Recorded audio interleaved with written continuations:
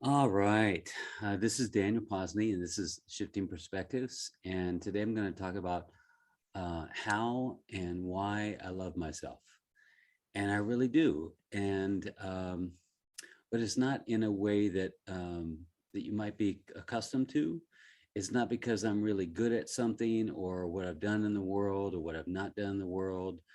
It doesn't have much to do with um, this physical world.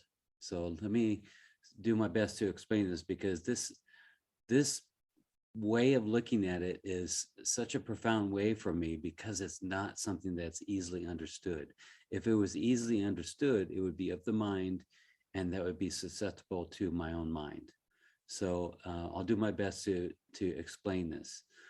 Um, Trying to love myself from the thoughts of myself is actually the source of the problem. So there's part of me that doesn't love myself. Even if I do something amazing, it's still not enough, or I did it wrong, or something like that. So I can't have it be anything related to my thoughts, because then I'm susceptible to this loop. It's like a hamster on a wheel, it just keeps on going and going. And I should feel good about myself and I feel crappy about myself for some silly reason. Or maybe it's a reason that goes back into childhood trauma, or maybe goes into something that someone once said about me. So anything related of my mind can't be about how I love myself. So more of loving myself is, I think about this, that I was having this thought the other day, that I am here on this earth. You're here on this earth right now. Right now, Abraham Lincoln isn't here. George Washington isn't here. Um, those people that you've heard about aren't on the planet, but you are. I am, and I've got one shot in this body, and I may have other shots in other bodies and other times and that kind of thing. But in this body, in this rendition of me right now, I have this one thing, and I'm here. And at least it looks like I'm here. I'm here on this planet, and I've been told that this planet is in space, and it's you know all these things start to come to my mind, and I start thinking, wow, what a privilege it is to be here, because I won't be here forever. You won't be here forever, and at least in this body. So I start thinking about that. Okay, all right, I've got this one shot, and how do I want to work this? How do I want to look at myself here? And that's what kind of motivates me here, is that I am here doing something, evolving, creating, expressing, whatever it is I'm doing here, but I'm here.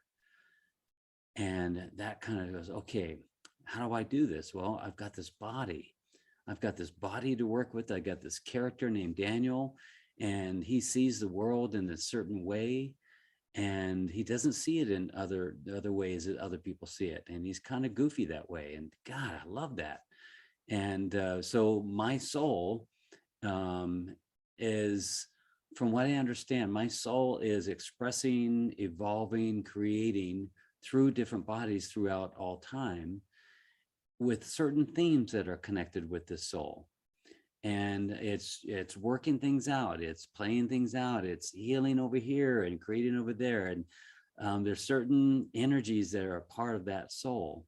Of course, it's connected to the oversoul, or into the one being, and we can go on into that. But for my purposes, my soul has a certain energetic, emotional purpose, and I am perfect for that. For getting into shit, to getting into trouble, to making the wrong steps, to make mistakes as a parent and as a husband. I'm the perfect one. And I'm also the perfect one to, like, I really love digging into things, digging into myself. um, I love the feeling of liberation and freedom, like liberating myself from my own chains. And for my soul, the soul goes, yep, I picked the right one. And for you, your soul has picked the right one. And it's not that the soul picked the one that never made any mistakes. The soul didn't pick the one that was the enlightened being from birth. The soul picked the one and is a perfect match for that character, for that body. You, the character, I guess the best way to say it, the character, that you are the perfect one to create these problems and create these solutions and be the working hands and the moving feet and all those things that need to be had while you're in this physical realm. Look at what you're doing right now. Right now you're evolving. Right now you're, at least if anything, you're getting a different perspective. And this, you can kind of feel the soul going, yeah, right on. Yeah, okay. Don't agree with that part, but agree with, it's this energetic connection, attraction to like-mindedness or energy and perception. And so right now you're doing it. You're you're attracted yourself to a certain perception and you're evolving through that. And that's awesome. And the soul goes, yeah, that's what we're doing. We're evolving. So I just want to put those two concepts out there. Why do I love myself now more than ever? It's not only because I became a better, more authentic person who's more in integrity. It's not just because I showed up differently. It's because I know myself differently. Before, I knew myself by my accomplishments and what my mind told me. But now I would say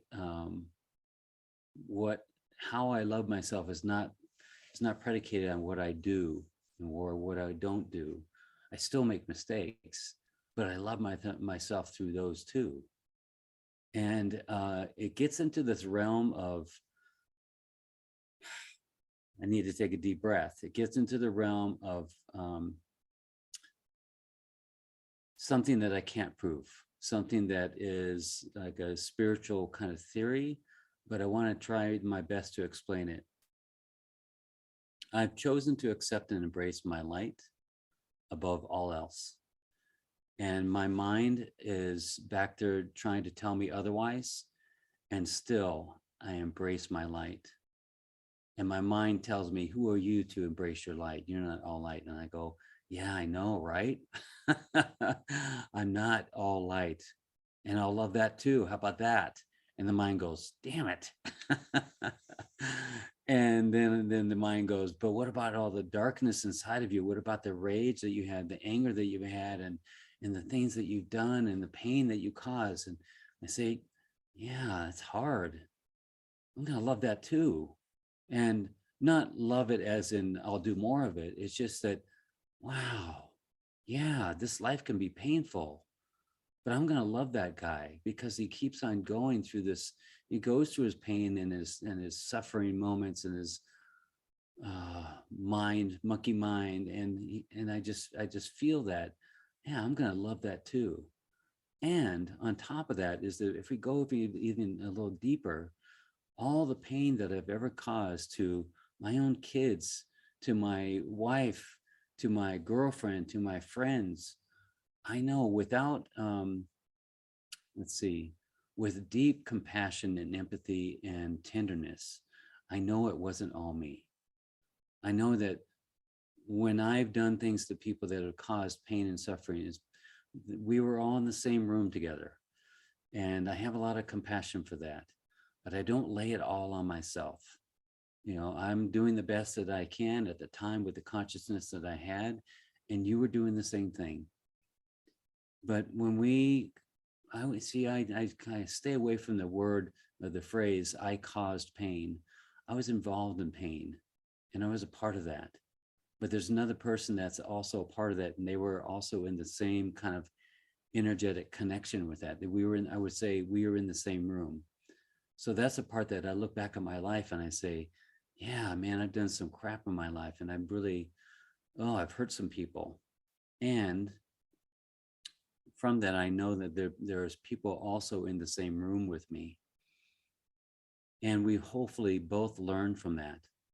And if we didn't learn from that experience, we probably had another experience that hit it home even stronger. So I don't take it all on my mind that I'm supposed to get everything perfectly. I don't on my mind that I'm supposed to do everything right. I know that God, universe, creator takes care of all that. And I'm a player here. And I go through the motions, but it's not being guided specifically by my mind and my actions. So that's why I don't love myself through my mind and my actions. I love myself through that which animates my form, that which causes that not even causes, that's there in all moments and all time as pure awareness. And now we're getting a little deeper here, but this is something I can't not talk about, is that's where my love comes from, is that there's this awareness of my body and myself and my personality and my character. And I can choose to be aware of hatred of myself. I can choose to be in love with myself. But the common thing through both of those is awareness. That's where I want to go. That's where I want to stay in, is that awareness, that loving awareness. So you can't get away from it. Even when you're aware of not loving yourself, there's always awareness. That's where my head just goes, wow, there's no way I can get past loving myself. If I stay in that truth, everything else is this perception of the mind. But if I stay in this, the thing that is common and true and always permanent is this awareness. So yeah, even in those times when I'm not loving myself, I'm still aware of it, right? Even those times when I've had rage, I'm aware of rage. Wow, what is that? It's like I'm chasing my tail in a sort of way that I can never get away from that loving awareness, no matter what happens. And I guess that's the best way to, if I can explain why and how I love myself, it comes from that place. No matter what I do, of course, I'd never want to do any harm. Of course, I want to stay in compassion and empathy. But where my love comes from is this awareness of compassion, awareness of empathy, awareness of anger and rage and being pissed off. That's where I keep on coming back to that. That's where I come to love, to loving myself. That's something that never goes away. So how about if we do a little meditation? We can see if we will get into some of that. So go ahead and close your eyes, and we'll just let this happen. I want to take you back to when I was talking about you're on this planet. And if you've been here a little while, you probably heard of and known people that have passed and are no longer on this planet. And that right there just makes this life so precious, that there is death involved, or perceived death involved. There's this birth and there's this death and there's this stuff in between. And you're still here. You're on this planet. There's going to be a time when you, in this body, as this person with this name, are not going to be on the planet. The planet will have to go on without you, or maybe there is no planet. Who knows? But you won't be on it. So what is this you?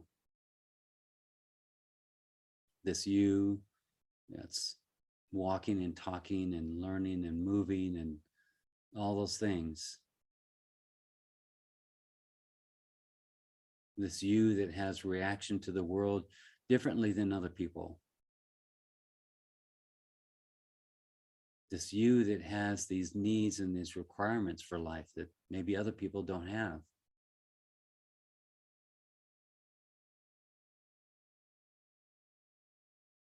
So you, uniquely you, look at the world in a specific way.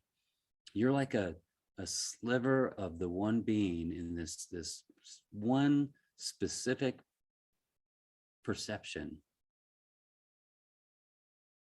And everything shows up to you, in front of you, around you, in this specific way related to your sliver of perception. Wow. Everything reflects back to you in a certain way because of what you put out.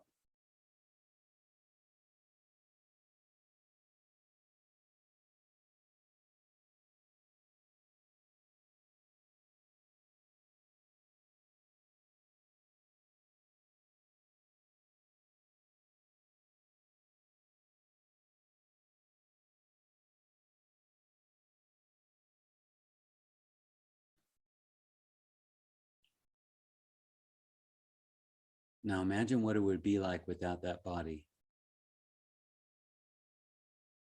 that you wouldn't have a body.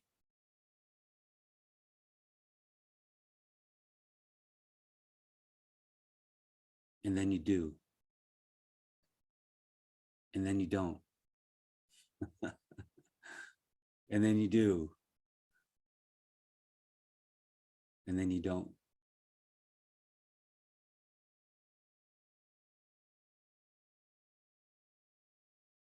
You might think about that happening every time you take a breath.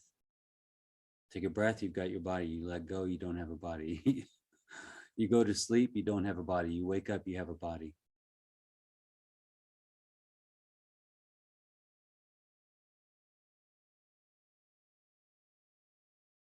Sometimes you might think about this too. You sometimes think about that you're so affected by the world that it causes you to tear your shirt open.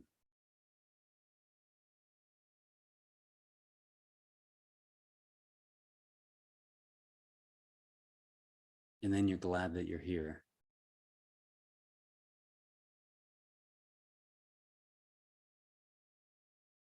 You've grown accustomed to this body and the way that the brain and the mind thinks and perceives. And these toes and these fingers and this hair, well, most of it has been with you the entire time and will be with you to the very end, to the last microsecond as you let go of your last exhale. And although you've replaced every cell in your body every 11 months or so, you keep on recreating the body over and over and over. And when you're done recreating the body, you won't need it anymore. But it's this body, this personality, this character, which gives you this rich experience. And I hope you're blessed with a rich experience, a little bit of pain, lots of love, a little bit of suffering, lots of love.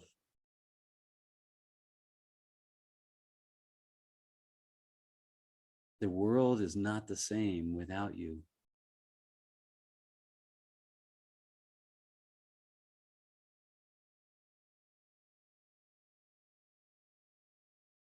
Without you, the world will have to cope.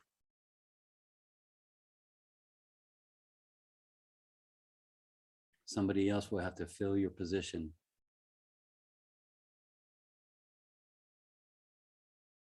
But while you're here, you fill a certain position here. You're a missing piece in the puzzle, not by what you do. You bounce your energy off of people all the time. You think about people and send them energy all the time. And people feel that energy. You have an effect on the world, like the butterfly effect.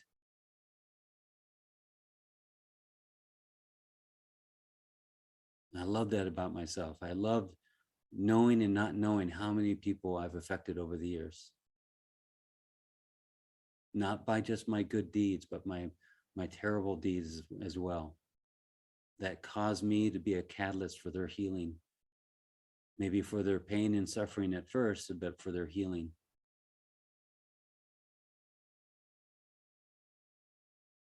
We just don't know what's happening out there in the cosmic realm of energy.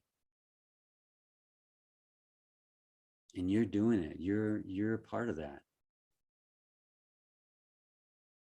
Again, not by your doing and your saying and your actions in the world that make you look like a good person to a certain society. And you being you.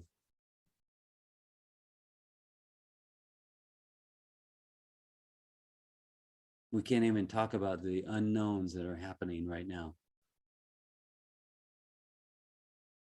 The things that are being put into play, things that are being moved around just by us sitting here. That's the part that I love about myself. And if I can put that, the love of myself and all the parts of myself into that, I have an effect on the world.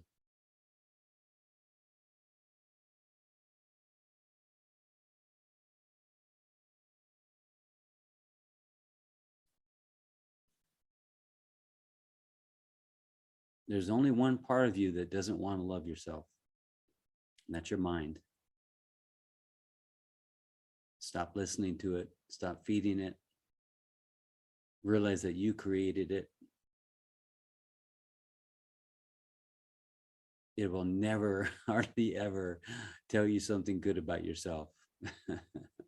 Your heart will. Your heart will perceive and give you feelings about how good it feels about you. But your mind is not really made that way.